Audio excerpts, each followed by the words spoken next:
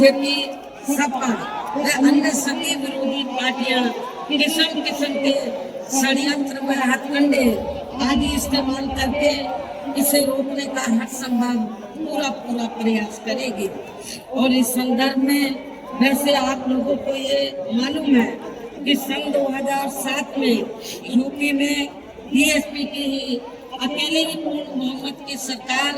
बनने के बाद फिर बीएसपी की सर्वजनिताएं व सर्वजन सुखाई की रही कार्यशैली से पूरे देश में बीएसपी के बढ़ते हुए प्रभाव को देखकर फिर यहाँ सभी जातिवादी संकीर्ण व पूंजीवादी पार्टियों ने अंदर आपस में एकजुट होकर अपनी पार्टी को यहाँ सत्ता में वापस नहीं आने दिया है। साथ ही देश के अन्य राज्यों में भी अपनी पार्टी को आगे नहीं बढ़ने दिया है, क्योंकि बीएसपी के यहाँ अकेले ही सत्ता में आने पर यहाँ यूपी में सन 2007 में बीएसपी के जहाँ अकेले ही सत्ता में आने पर इनको ये डर था, सभी जो जातिवादी पार्टियां हैं इनको ये डर था कि यदि बीएसपी को आगे बढ़ने से नहीं रोका गया तो फिर ये पार्टी केंद्र की सत्ता तक भी जरूर पहुंच सकती है, जिससे घबराकर फिर बीएसपी को पूरे या सत्ता में आने से व पूरे देश में भी आगे बढ़ने से रोकने के लिए फिर हुआ ये कि इसके बाद फिर खासकर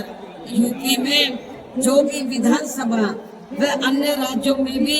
विधानसभा व देश में लोकसभा के आम चुनाव हुए हैं, तो उन सभी चुनावों में यहाँ कांग्रेस, बीजेपी,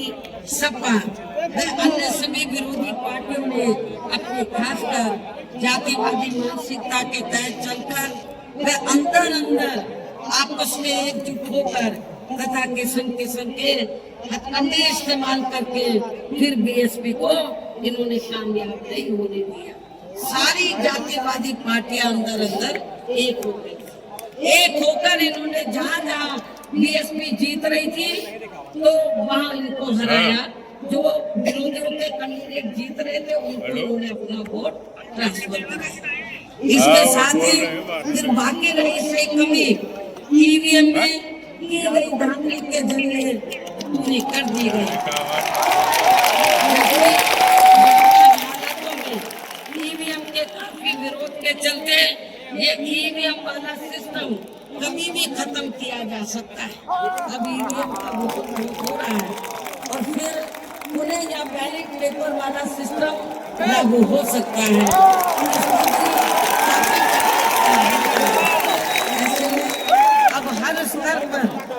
ऐसे में अब हमें हर स्तर पर हमेशा अपनी पार्टी को मजबूत बनाते रहना बहुत जरूरी है। इसके साथ ही सावधानी के तौर पर यहाँ मैं ये भी कहना चाहूंगी कि अब तो पूरे देश में विरोधी पार्टियों ने बीएसपी को कमजोर करने के लिए एक और षड्यंत्र ये रचा है कि अब इन्होंने विरोधी पार्टियों ने बीएसपी के विशेषकर दलित बेस वोट को बांटने के लिए किसी समाज में से स्वार्थी एवं बिकाऊ किस्म के लोगों को इस्तेमाल करके अनेकों पार्टियों में संगठन आदि भी काफी बनवा दिए हैं, जिनसे ये पार्टियां, ये जातिवादी पार्टियां चुनाव में अपने अपने फायदे के हिसाब से उम्मीदवार खड़े करवा के बीएसपी को कमजोर करने में लगी है। और अब तो ये पार्टियां अंदर खुद अपने वोट ट्रांसफर करा के इनके एक आदमी उम्मीदवार भी जिताकर भेज रही है, ताकि इससे दलितों का वोट पाने में इनको कुछ मदद मिलती रहे। ऐसी स्थिति में अब आप लोगों को पुणे या यूपी में अपनी पार्टी को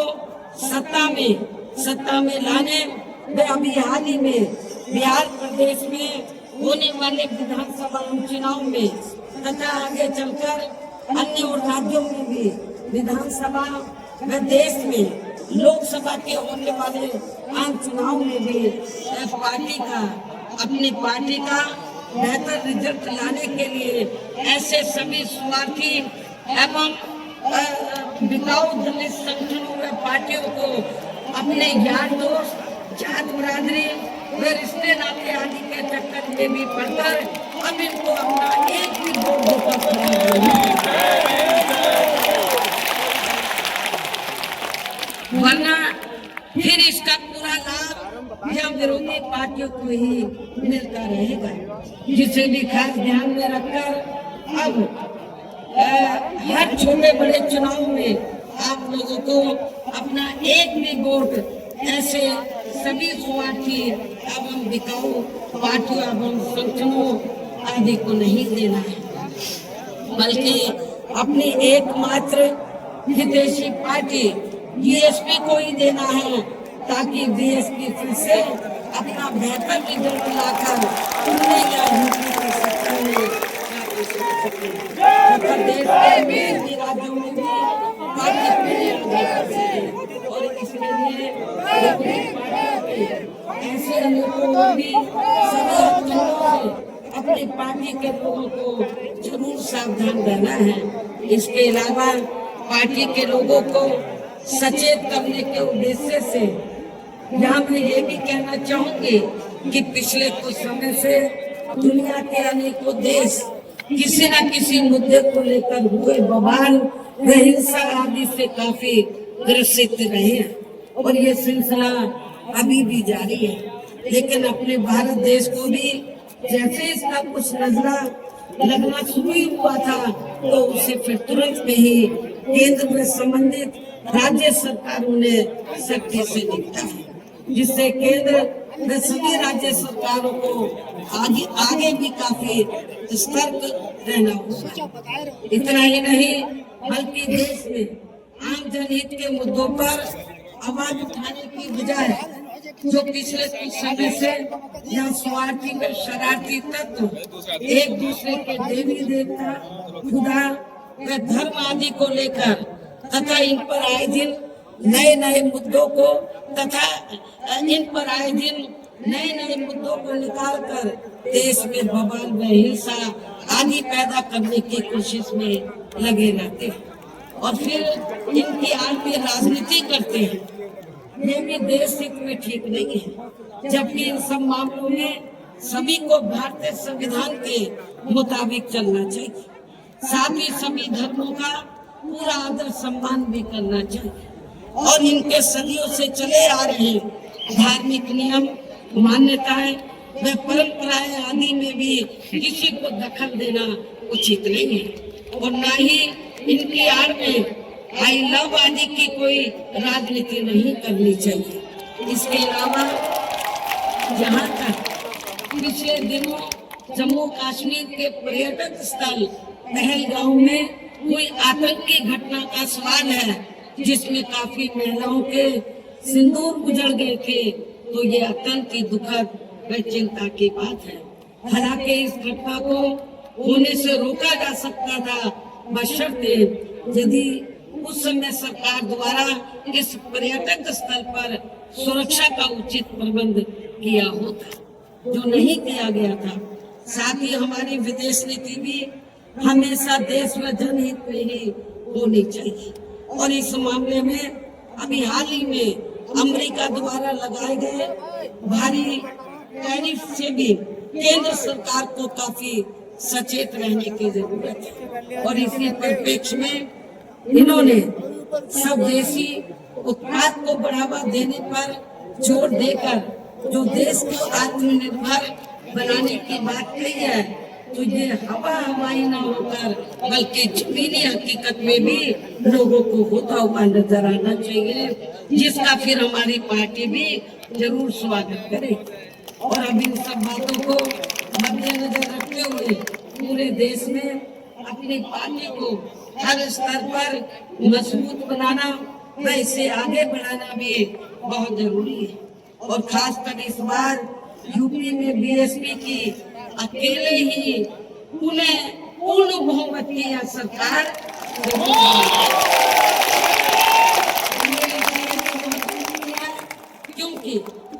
क्योंकि बीएसपी के सत्ता से हटने के बाद जब से यहाँ सपा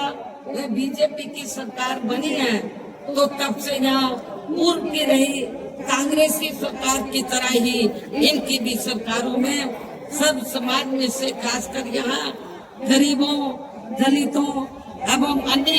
पिछड़े वर्गों के लोगों का सही से विकास व उत्थान आदि नहीं हो पा रहा है और अब इनमें गरीबी एवं बेरोजगारी आदि काफी ज्यादा बढ़ गई है। साथ ही इनके ऊपर हो रही जुल्म जाति आदि भी काफी चरम सीमा पर पहुंच चुकी है। इनकी बहन बेटियां भी अधिकांश सुरक्षित नहीं रही है। इसके साथ ही इन वर्गों के लोगों को क्या आरक्षण का भी सही से पूरा लाभ नहीं मिल पा रहा है। हालांकि इस संबंध में आप लोगों को ये मालूम है कि इनके आरक्षण को लेकर अभी तक जितने भी मान्य कोर्ट के फैसले आए हैं तो उनकी सभी जातिवादी पार्टियों की रही सरकारों ने सही से पैरवी नहीं की है, जिससे अब इनको आरक्षण का बहुत कम ही लाभ मिल पा रहा है। और इस मामले में यहाँ मैं ये भी कहना चाहूंगी कि बीएसपी के अथक प्रयासों से देश में SC व ST वर्गों के सरकारी नौकरियों में पदोन्नति में आरक्षण को प्रभावी बनाने के लिए इसको प्रभावी बनाने के लिए जब केंद्र की रही कांग्रेसी सरकार में संवैधानिक संशोधन विधेयक संसद में लाया गया था तो तब उसे कांग्रेस पार्टी ने बीजेपी व अन्य आरक्षण विरोधी पार्टियों की अंदरूनी मिलीभगत से पास तक भी नहीं होने दिया था, जो अभी तक भी संसद में लटका पड़ा है। जबकि समाजवादी पार्टी के सांसदों ने तो इस बिल को इस संसद में फाड़ दिया था। इतनी ज्यादा इस पार्टी को इनके पदोन्नति में आरक्षण दिए जाने को लेकर इस बिल से इनको जबरदस्त एलर्जी थी, नफरत थी। ऐसे में अब आप ही ये बताएं कि ऐसी स्थिति में कांग्रेस, बीजेपी व सपा आदि जैसी इन जातिवादी पार्टियों ने या खासकर अपने दलितों एवं अन्य उपेक्षित वर्गों के लोगों का सही से विकास में उत्थान आदि हो सकता है, मैं समझती हूँ कभी भी संभव नहीं है। इसके अलावा इन्हीं की तरह यह उत्तर प्रदेश सहित पूरे देश में मुस्लिम एवं अन्य धार्मिक अल्पसंख्यक समाज के लोगों का भी सही से विकास में उत्थान आदि होना तो बहुत दूर की बात नहीं, बल्कि अब तो इनका जान माल व मजहब आदि भी पूरे तौर से सुरक्षित नहीं है। इनकी सेक्टर कमेटी की रिपोर्ट की दरकिनारी कर दी गई। अपर कास्ट समाज में से गरीब लोगों की तथा विभिन्न क्षेत्रों में लगे लोगों की भी स्थिति हमें कोई खास अच्छी नजर नहीं आ रही है। वैसे भी इन सब मामलों में केंद्र और राज्य सरकारों के भी अधिकांश कार्य सरकारी फाइलों में ही सिमट कर रह जाते हैं। ये भी छिपा नहीं है। कानून व्यवस्था भी यूपी सहित पूरे देश में कोई खास अच्छी नहीं है। हर प्रकार के अपराध में काफी बढ़ रहे हैं। ऐसे में ये विरोधी पार्टियां सत्ता में आने के लिए खासकर चुनाव के समय में अपने अपने चुनावी घोषणापत्रों में जो किस्म के लुभावने वायदे करती हैं तो उनको फिर ये पार्टियां सत्ता में आने के बाद 50% भी लागू नहीं करती है। साथ ही इनके गलत आर्थिक नीतियों की वजह से पूरे देश में गरीबी, बेरोजगारी व महंगाई आदि भी लगातार बढ़ती जा रही है, जिन पर के लिए अब ये पार्टियां आए दिन किस्म किस्म के हथकंडे इस्तेमाल करती रहती है। इतना ही नहीं बल्कि अब तो सत्ता एवं विपक्ष अंदर अंदर मिलकर वे अपनी जातिवादी मानसिकता के तहत चलकर यहाँ बाबा साहब डॉक्टर भीमराव अम्बेडकर द्वारा निर्मित किए गए इनके मानव समता मूलक भारतीय संविधान को भी बदलकर इसे ये पुराने वाले जातिवादी ढांचे में ही परिवर्तित करना चाहते हैं, जिसके लिए इनके साधु संत भी आए दिन पैरवी करते रहते हैं, जिसे हमारी पार्टी बीएसपी कतई भी बदलने नहीं देगी, चाहे हमें कितना भी संघर्ष क्यों न करना पड़े। दलित, दलितों, आदिवासियों, पिछड़े वर्गों एवं अन्य उपेक्षित वर्गों के लोगों के कानूनी अधिकार सुरक्षित व बचे रह सकते हैं। वरना इन वर्गों के लोगों को अभी तक थोड़ा बहुत जो भी लाभ मिल रहा है, तो फिर यह संविधान बदलने पर ये काफी कुछ खत्म ही हो जाएगा। जिन्हें बचाने व बरकरार रखने के लिए इन सभी वर्गों के लोगों को बीएसपी के झंडे तले आपस में एकजुट होने लोगों को, साथ ही अपनी बीएसपी पार्टी को हर स्तर पर मजबूत बनाकर इसे सत्ता में भी लाना बहुत जरूरी है, क्योंकि बीएसपी ही एक ऐसी पार्टी है जो यहाँ बाबा साहब के बनाए गए संविधान को सुरक्षित रख सकती है और संविधान के मुताबिक चलकर यहाँ सदियों से उपेक्षित रहे दलित एवं अन्य उपेक्षित वर्गों के लोगों को अपने पैरों पर खड़ा कर सकती है। और ये सब आप लोगों ने यूपी में अपनी पार्टी की 4 बार रही सरकार के दौरान होते हुए देखा है। ऐसे में अब यूपी में बीएसपी को ही फिर से सत्ता में लाकर यहाँ की जनता को हर मामले में खुशहाल बनाना होगा, जिसके लिए पार्टी के लोगों को सन 2007 में पूरे विधानसभा चुनाव की तरह ही इस बार भी यहाँ पूरे प्रदेश में प्रत्येक पोलिंग बूथ स्तर पर अब इसके लिए करना क्या आप लोगों को, जिसके लिए पार्टी के लोगों को सन 2007 में हुए विधानसभा चुनाव की तरह ही इस बार भी यहाँ पूरे प्रदेश में प्रत्येक पोलिंग बूथ स्तर पर सर्व समाज को व विशेषकर बहुजन समाज के लोगों को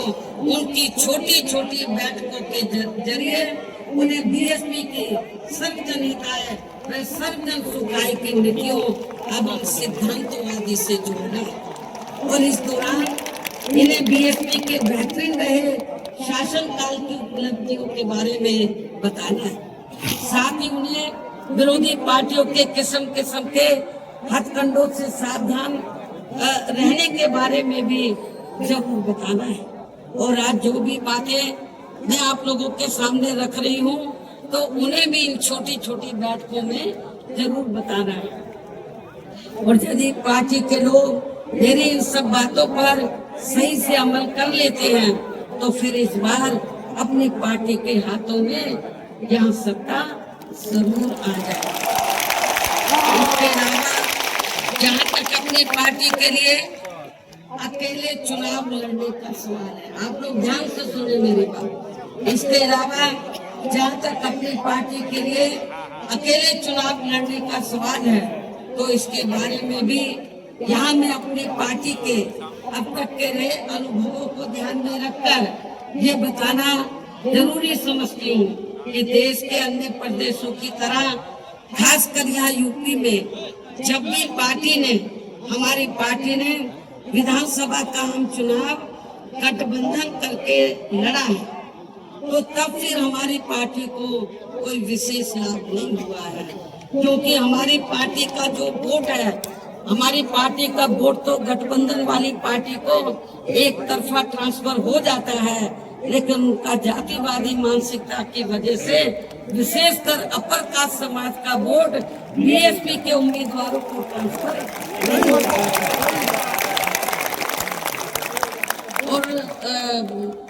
वास्तव में यही सही और हकीकत भी है, जिससे फिर हमारी पार्टी के उम्मीदवार भी बहुत कम जीत पाते हैं तथा पार्टी का वोट प्रतिशत भी काफी कम हो जाता है। इसके साथ ही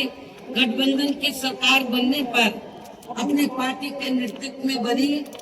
ये सरकार समय से पहले ही गिर जाती है। जब हम गठबंधन करके चाहे चुनाव लड़े, वोट प्रतिशत भी कम होता है, सरकार बनाए तो समय से पहले ही गिर जाती है। जैसे सन 1993 में बीएसपी ने सपा से गठबंधन करके यहाँ यूपी में विधानसभा का हम चुनाव लड़ा था, तो पार्टी केवल 67 सीटें ही जीत पाई थी। उसके बाद फिर 1996 में पार्टी ने कांग्रेस पार्टी से गठबंधन करके यहाँ विधानसभा का आम चुनाव लड़ा था, तो तब फिर पार्टी केवल 67 सीटें ही जीत पाई थी। पहले भी 67, उसके बाद में भी 67। और जब सन 2002 में पार्टी ने यूपी विधानसभा का आम चुनाव अकेले लड़ा था, तो तब पार्टी लगभग 100 सीटें जीत गई, जिसमें पार्टी के 2 जीते हुए आजाद उम्मीदवार भी शामिल हैं, जिनको किन्हीं कारणवश सिग्नल समय से नहीं मिल पाया था। और फिर इससे पार्टी के लोगों का काफी मनोबल भी बढ़ा था। लेकिन यहाँ खास ध्यान देने की बात यह है कि पार्टी इन तीनों बार गठबंधन की बनी सरकार में अपना कभी भी समय पूरा नहीं कर पाई। हमने तीनों बार जब गठबंधन करके सरकार बनाई तो कभी भी अपना समय पूरा नहीं कर पाए, अर्थात समय से पहले ही गिर गए। आप रिकॉर्ड उठाकर देख लो। इसके बाद सन 2007 में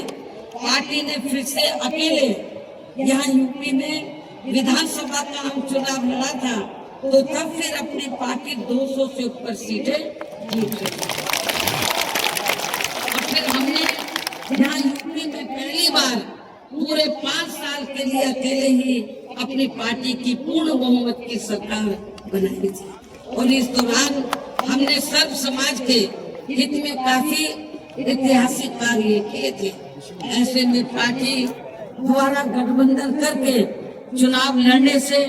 या फिर गठबंधन की सरकार बनाने से भी यहाँ सर्व समाज में से खासकर गरीबों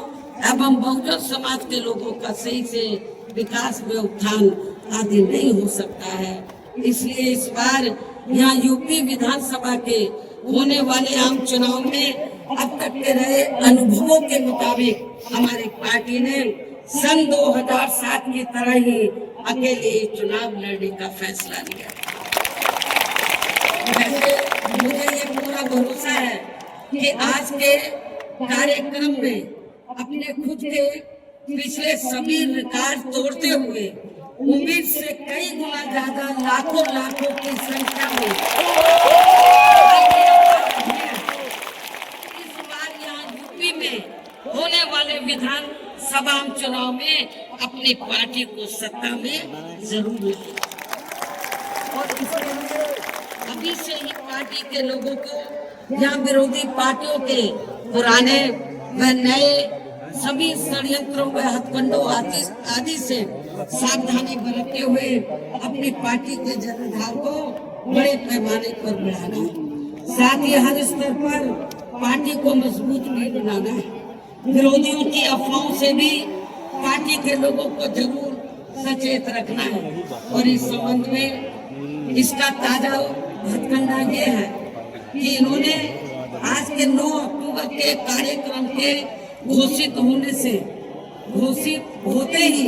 पिछले महीने से ये अफवाह फैलाना शुरू कर दिया था। मैं क्यों बोल रही हूँ अफवाहों से सावधान रहना है, क्योंकि इस संबंध में ताजा उदाहरण ये है कि इन्होंने आज के 9 अक्टूबर के कार्यक्रम के घोषित होते ही पिछले महीने से ये अफवाह फैलाना शुरू कर दिया था कि दूसरी पार्टियों के फलाना वरिष्ठ नेता बीएसपी में आ गए और बीएसपी प्रमुख से दिल्ली में लखनऊ में भी मिले हैं, लेकिन मुझे तो इसके बारे में अभी तक भी कोई जानकारी नहीं है। की बात है। और मैं कभी छिपके नहीं मिलती हूँ, जब मिलती हूँ तो खुले में मिलती हूँ। बल्कि अन्य और भी मामलों में किस्म की गलत झूठी व तथ्यहीन खबरें एवं अफवाह आदि फैलाने के लिए भी यहाँ विरोधी लोग सोशल मीडिया, जातिवादी मानसिकता वाले टीवी चैनल एवं प्रिंट मीडिया आदि का भी काफी दुरुपयोग व गलत इस्तेमाल कर सकते हैं। जबकि विरोधी लोग सन 2007 में भी ऐसी अफवाहें फैलाते रहे, लेकिन उस समय हमारे लोगों के गुमराह न होने की वजह से फिर अपनी पार्टी की जहां अकेले ही पूर्ण बहुमत की सरकार बन गई थी। और यदि पार्टी के लोग इस बार भी चुनाव में वोट पड़ने तक या किसी भी मामले में गुमराह नहीं होते हैं तो फिर इस बार हमारी पार्टी की पुनः या पूर्ण बहुमत की सरकार जरूर बन जाएगी। लेकिन मुझे उम्मीद है कि पार्टी के लोग मेरी इन सब बातों पर सही से अमल करके इस बार अपनी पार्टी बीएसपी को ही अकेले यहाँ सत्ता में जरूर लाएंगे और अपनी बहन जी को 5वीं बार यूपी का मुख्यमंत्री भी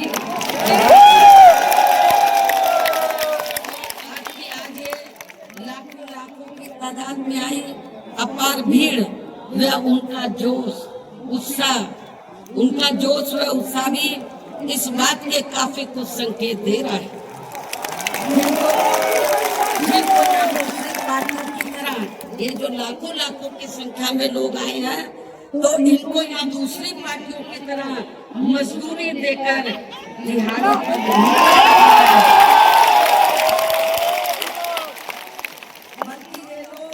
अपने खून पसीने की कमाई के पैसों से ही खुद चलकर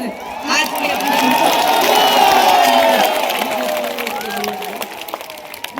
भीड़ के मामले में आज अपने खुद के भी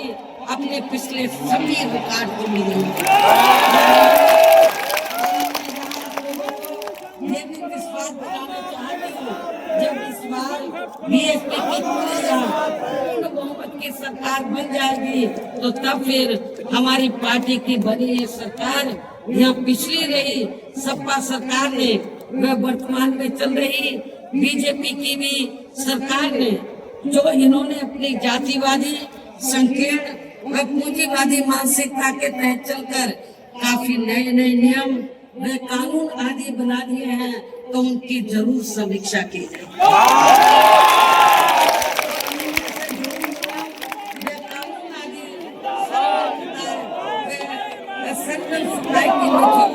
अब हम सिद्धांतों आदि से जुड़े नहीं होंगे तो उन्हें फिर सर समाज के हित में जरूर बदल दिया जाएगा। इसके साथ साथ बीएसपी की पूर्व की रही सरकार में खासकर दलित एवं अन्य उपेक्षित वर्गों के हितों के लिए लिए गए फैसलों को जो उनकी सरकारों ने काफी बदल दिए हैं तो उन्हें भी यहाँ फिर से पुरानी वाली स्थिति में ही लाया जाएगा अर्थात उन्हें बाहर कर दिया जाएगा। इसके अलावा सपा में बीजेपी की सरकार ने भी प्रदेश में जनहित के विरुद्ध जाकर जो कुछ भी गलत फैसले ले लिए हैं तो उनकी भी समीक्षा करके उन्हें सही स्थिति में लाया जाए। साथ ही मेरी पूर्व की रही सरकारों की तरह ही हर मामले में वे हर स्तर पर यहाँ सर्व समाज के वे विभिन्न क्षेत्रों में लगे लोगों के हितों का तथा बेहतर कानून व्यवस्था बनाने पर भी विशेष ध्यान रखा जाएगा। साथ ही सर्व समाज में से गरीब एवं बेरोजगार लोगों को जिसमें पुरुष व महिलाएं आदि दोनों शामिल हैं इनको रोटी रोजी के साधन देने के लिए विशेष बल दिया जाएगा, जोर दिया जाएगा। यूपी के लोगों को रोटी रोजी के मामले में पलायन नहीं करना पड़ेगा, आपको अपने प्रदेश में ही रोटी रोजी के साधन और इन मामलों में सर्व समाज में से खासकर गरीबों, दलितों, आदिवासियों, पिछड़े वर्गों, मुस्लिम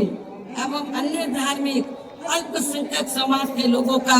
हर मामले में प्राथमिकता के आधार पर पूरा ध्यान रखा जाएगा।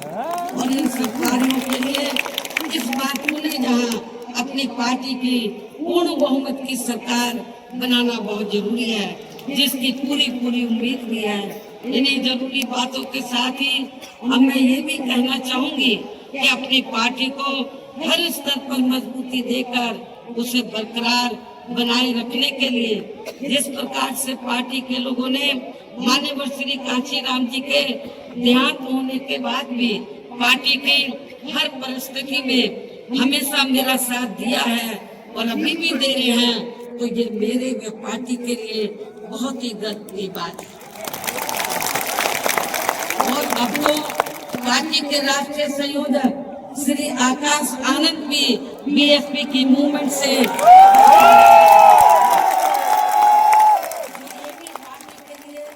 अच्छे शुभ संकेत है। और अब ये यानी कि आकाश आनंद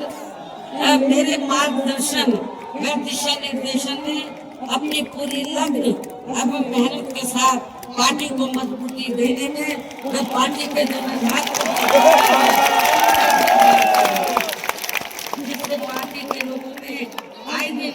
इनके प्रति काफी लगाव व उत्साह भी बढ़ा है। ये भी पार्टी हित में अच्छी बात है, जिसे ध्यान में रखकर हम मेरा इनके बारे में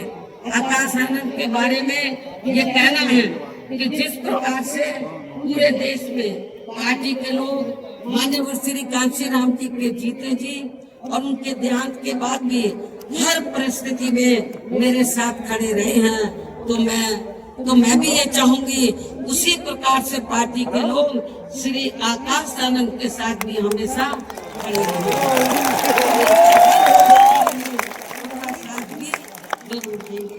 वैसे इस मामले में इनके पिता श्री आनंद कुमार भी इनके शुरू से ही पूरी मदद करते रहे। इसके साथ साथ श्री आनंद कुमार दिल्ली में रहकर माननीय श्री कांशीराम जी के देहांत होने के बाद से ही ये मेरी गैर हाजिरी में व मेरे दिशा निर्देशन में पार्टी का पूरा लेखा जोखा आदि का कार्य भी काफी अच्छे से संभाल रहे हैं, जो ये पार्टी का खास कार्य है। इसलिए इनको पार्टी का राष्ट्रीय उपाध्यक्ष बनाकर इन्हें पार्टी की ये अति महत्वपूर्ण जिम्मेवारी सौंपी है। इसी प्रकार से पार्टी के राष्ट्रीय महासचिव श्री एस.सी. मिश्रा जी को भी हमने पार्टी का लीगल व मीडिया समाज को भी अपने खुद के ब्राह्मण समाज को भी पार्टी में जोड़ने का ये विशेष कार्य सौंपा, जिसे ये मेरे दिशा निर्देशन में अपनी जिम्मेवारी को सही से निभा रहे। हालांकि इनके बेटे श्री कपिल मिश्रा ने भी आज के कार्यक्रम में या फ्री मेडिकल मदद देने की भी व्यवस्था की है, जो इनका पार्टी के प्रति इनके सेवा भाव को भी काफी कुछ दर्शाता है। पार्टी के हमारे विधायक श्री उमा शंकर सिंह जी भी हमेशा मददगार व सक्रिय रहते हैं तथा इनको भी अपने खुद के समाज को पार्टी में जोड़ने की एक खास जिम्मेवारी सौंपी हुई है, जिससे ये पूरी ईमानदारी व निष्ठा से निभा रहे हैं। मुख्य बीएसपी प्रदेश अध्यक्ष श्री विश्वनाथ पाल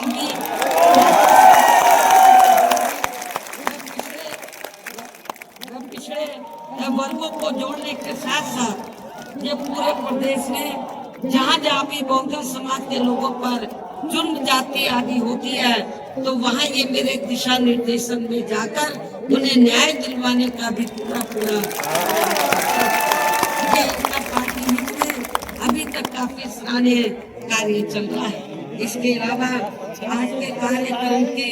सही व्यवस्था करने में लखनऊ जिला व मंडल यूनिट ने भी अपनी अहम भूमिका निभाई है। श्री जमील अख्तर प्रदेश कार्यालय से जुड़े लोगों ने भी आज के इस कार्यक्रम को सफल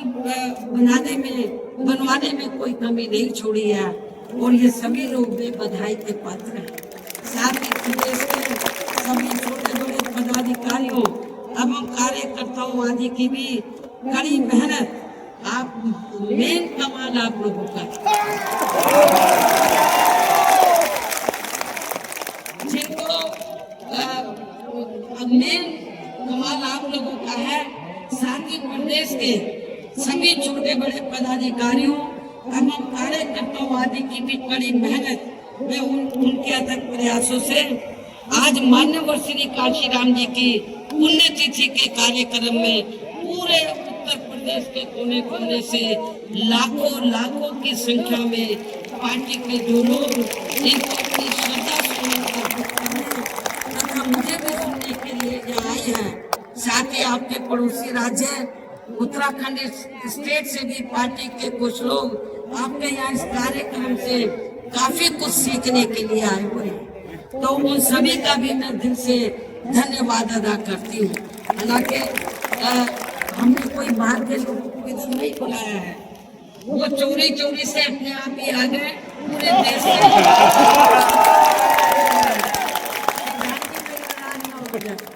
लेकिन मैं नाराज नहीं हो रही, आप लोगों ने आप आ भी गए हैं, आपका भी मैं थैंक्स अदा करती हूँ। लेकिन अब आप लोगों को अपने राज्यों में जाकर जहाँ जो कुछ मैंने बोला है उन सब बातों पर अमल करते हुए तो आप लोगों को पार्टी के जिम्मेदार को आगे बढ़ाना है। तो जिन्होंने बहुत, क्योंकि जो भी लोग हैं तो बहुत कुछ यहाँ सीखने के लिए आए हैं। वो किस लिए आए हैं? वर्कर है थोड़े से बेचारे, थोड़े थोड़े कि जब बहन जी हमारे स्टेट में आएगी तो हम लोग भी यूपी से पीछे नहीं रहेंगे, हम लोग भी बड़ा प्रोग्राम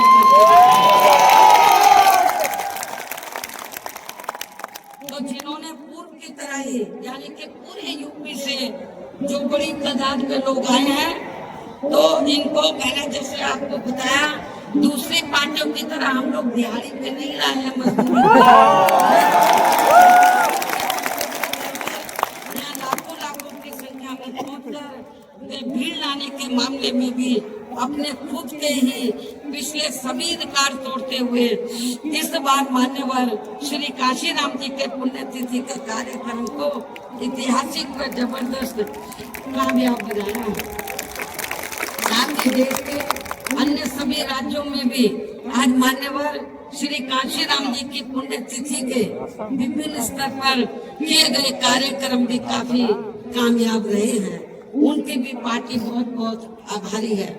अंत में अब मैं पार्टी के लोगों को ये भी भरोसा दिलाना चाहती हूँ इस बार यूपी में बीएसपी की 5वीं बार सरकार बनाने के लिए आप सभी लोगों के साथ साथ मैं भी अपनी पूरी ताकत लगा दूंगी। कोई कमी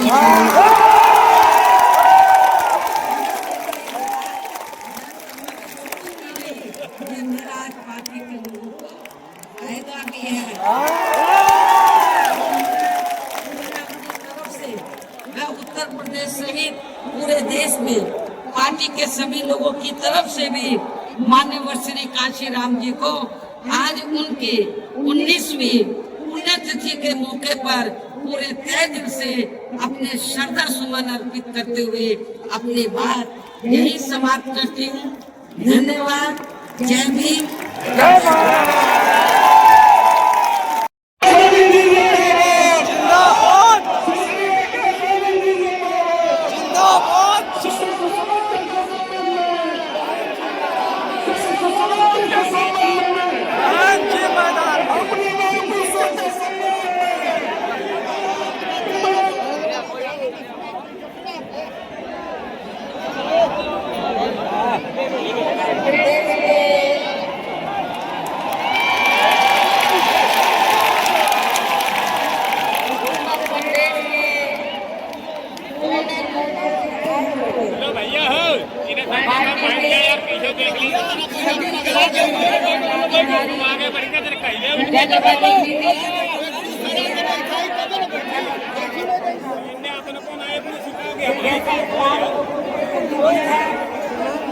आज कांग्रेस समाज पार्टी के जननेता एवं संस्थापक मान्यवर श्री काशीराम जी की 19वीं पुण्यतिथि है और आज के दिन उनका लंबी बीमारी के कारण देहांत हुआ था जो अब हमारे बीच में नहीं रहे। लेकिन कांग्रेस समाज के हित में इनका समर्पण जीवन हमारे लिए सरकार का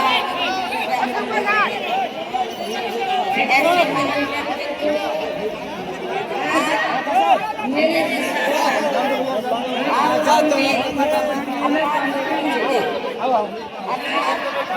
लाखों लाखों संख्या में यहाँ यूपी के राजधानी लखनऊ में बीएसपी सरकार द्वारा इनके सम्मान में निर्मित किए गए भव्य व अति विशाल मान्यवर श्री कांचीराम जी स्मारक स्थल पर इनको अपने श्रद्धा अर्पित करने के लिए पहुंचे। हालांकि आप लोगों को ये भी मालूम है कि इनके सम्मान में बनाए गए इस समय से मरम्मत नहीं होने की वजह से आप लोग भी पिछले कुछ समय से पूर्णिमा पर अपने पुष्प नहीं कर पा रहे थे, लेकिन अब यहाँ मरम्मत का अधिकांश कार्य पूरा हो जाने के बाद इस बार मेरे साथ साथ आप लोग भी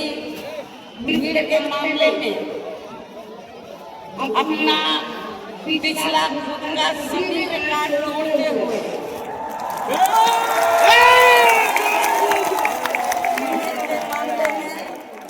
अपना पिछला खुद का सभी रिकॉर्ड तोड़ते हुए जहाँ लाखों लाखों की संख्या में इस स्तर पर मान्यवर श्री कांचीराम जी को अपने श्रद्धा सुमन अर्पित करने के लिए पहुंचे, जिसके लिए पार्टी आपकी बहुत बहुत आभारी है। साथ ही वर्तमान राज्य सरकार भी बहुत आभारी है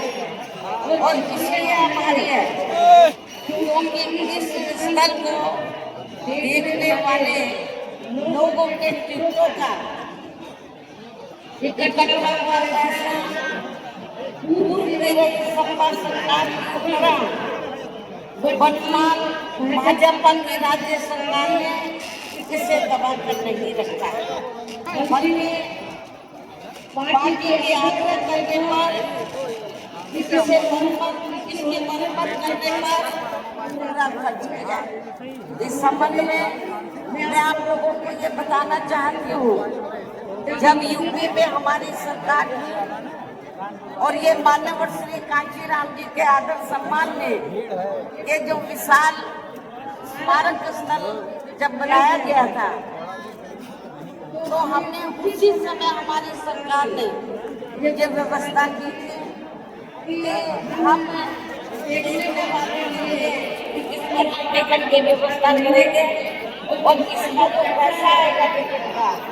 तो वो किसी और पद पर खर्च नहीं किया जाएगा, बल्कि जितने भी उत्तर प्रदेश की राजधानी लखनऊ में जो स्मारक बने हैं, पार्क बने हैं, तो उनके रख रखाव पर खर्च किया जाए। तो ये हमने व्यवस्था की थी। लेकिन दुख की बात ये है कि जब वर्तमान की सरकार से पहले जब सपा की सरकार थी, तो सपा की सरकार ने टिकट के पैसे को दबा दिया, एक पैसा खर्च नहीं किया और हालत बड़ी जर्जर हो गई।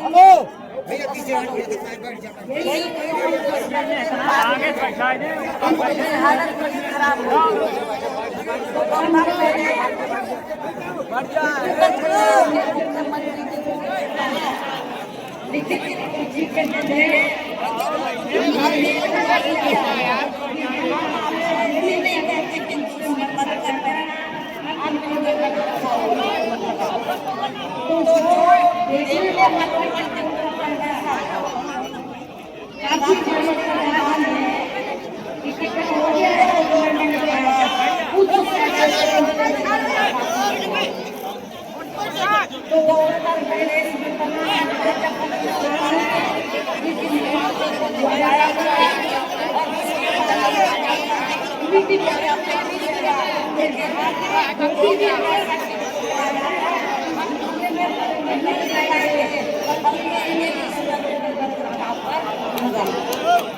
उन्होंने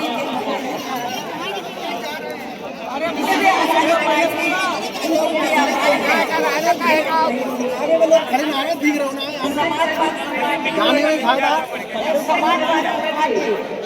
के जब यूपी में सरकार उन्होंने ये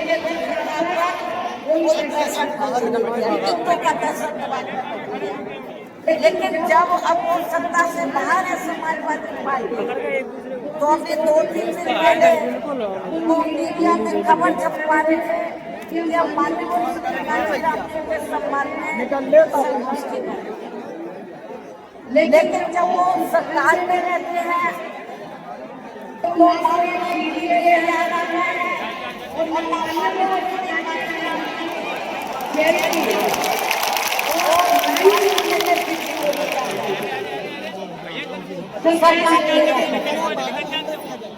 लेकिन जब वो सत्ता से आने जाते हैं तो समाजवादी पार्टियों याद आता है कि यहाँ पे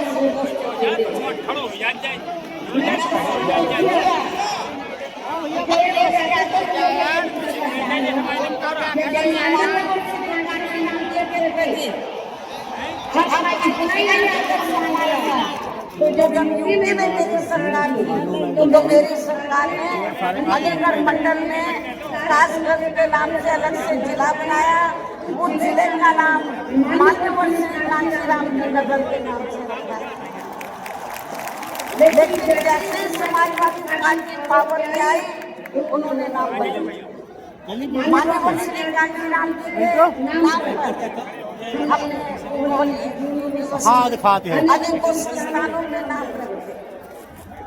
अनेकों संस्थानों के नाम रखे, जनहित की योजनाएं शुरू की। सारी की सारी अधिकार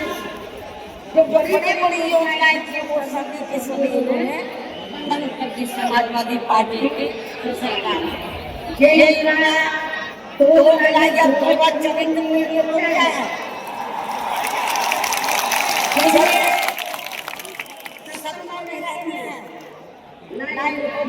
याद आता है जो संत गुरुओं ने हम लोगों को याद नहीं आते। जब ये सरकार हमारे संत गुरुओं महापुरुष याद तो ऐसे ऐसे बोलने लोगों ने आप लोगों को बहुत ही सावधानी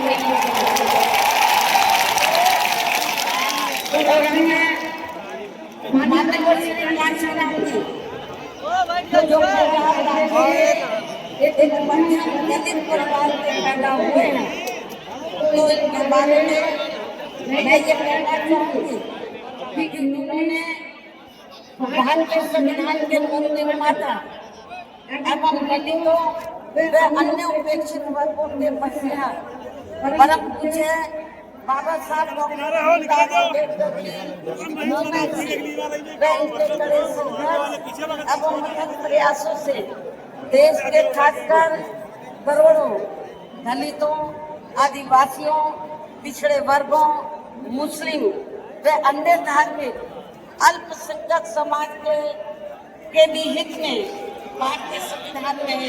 दिए गए कानूनी अधिकारों से प्रेरित होकर तथा उनके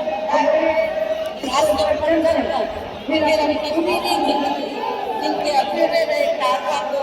मंजिल तक पहुंचाने के लिए समर्पित की। और इसके लिए उन्होंने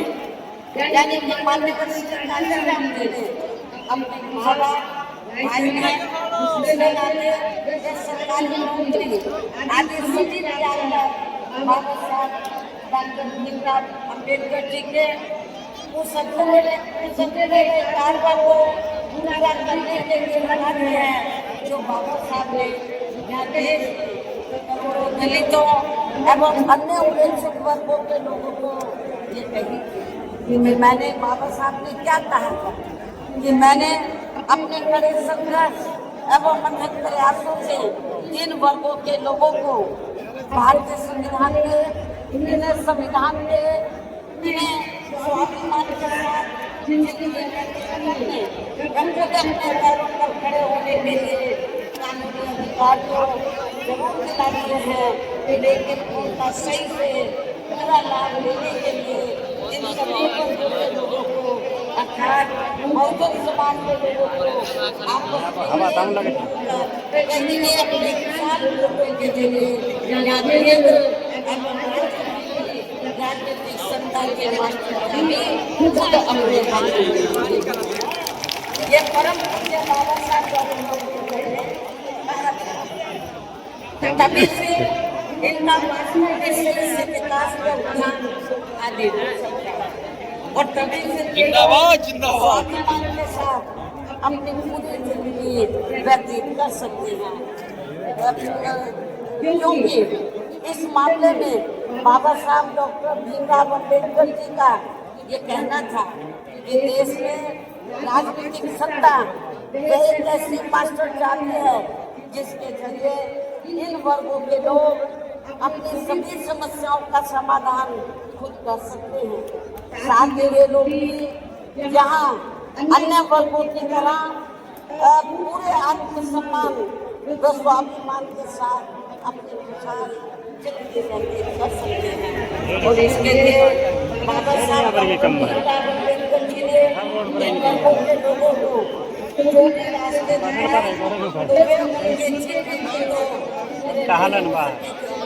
जिन्हें फिर उनके देहांत के बाद उन रास्तों पर चलने व उनके कार्य को मंजिल तक पहुंचाने के लिए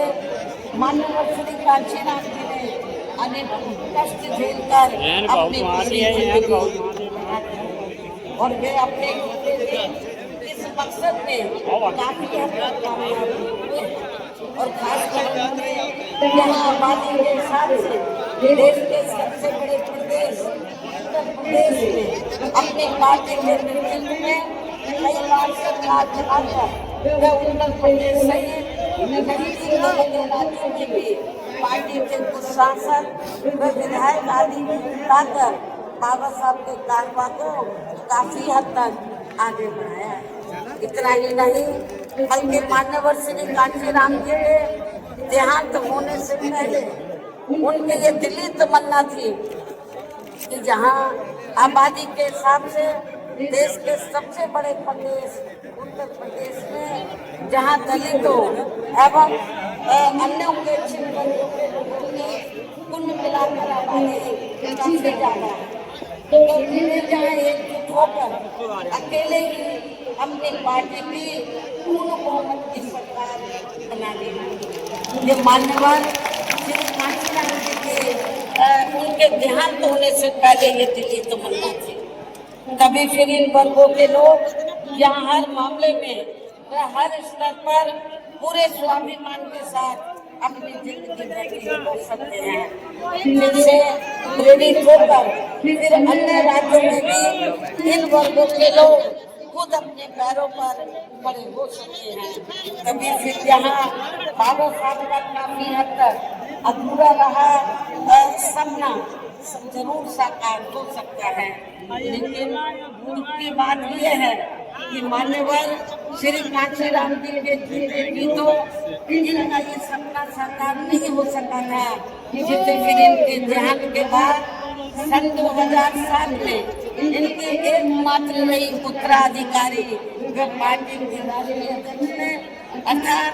हमने यहाँ उत्तर प्रदेश में बहुजन समाज के साथ साथ समता मूलक समाज व्यवस्था में विश्वास रखने वाले उच्च वर्गों के लोगों को भी साथ में लेकर इसे पूरा भी किया है और सन 2007 में देश के किसान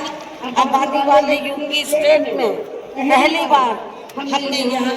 अपनी पार्टी के अकेले ही की सरकार बनाई। हालांकि पहले 3 बार हमने बनाई वो भी नहीं सरकार थी, लेकिन चौथी बार हमने अकेले अपने बलबूते पर यूपी में पूर्ण बहुमत की सरकार बनाई है। जो यहाँ खासकर कांग्रेस बीजेपी सपा अन्य जातिवादी पार्टियों को कतई भी अच्छा नहीं लगा है, जबकि इससे पहले केंद्र में रही भाजपा सरकार ने सत्ता का दुरुपयोग करके मेरे ऊपर मेरे माँ बाप भाई बहन एवं अन्य रिश्ते नातेवादी के ऊपर भी अनेकों गलत एवं फर्जी केस दर्ज करा के